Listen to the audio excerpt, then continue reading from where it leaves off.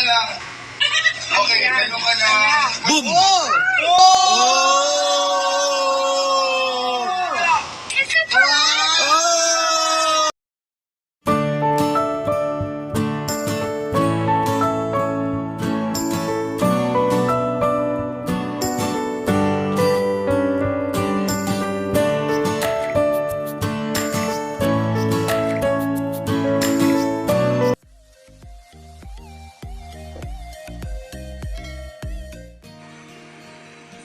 Ito na lang ang reaction ni Heart Evangelista nang masurprise ng kanyang husband na si Senator Escudero sa kanyang birthday gift.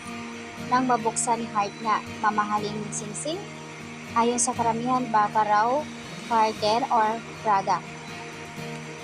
Siyempre iba naman din na kahit alam natin na sobrang klase and afford ni Heart bumili ng mamahaling gamit kahit milyones pa yan.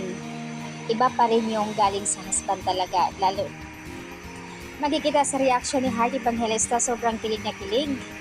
Anything given by our husbands is a joy to our hearts because we know it is with love and happy.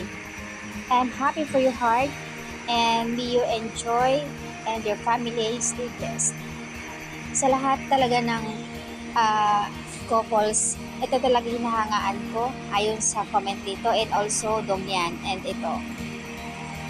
Blessed talaga si Heart and also Cheese Escudero, sobrang mahal na mahal niya si Heart. Although noon, despite na may problema sila, pero sobrang happy ako na nagkabalikan sila. At kanina na nga ginanap ang kanilang second wedding renewal sa kanilang kasal. Nagpaabot naman ng pagbati ang mga netizens. Happy birthday Heart Evangelista and enjoy. Thank you so much Senator Francis Escudero for always loving Heart. Happy birthday Heart. Enjoy and you deserve what you have now po, and praying po na hindi ka po magbago sa pagiging humble mo and also loving for Cheese Escudero.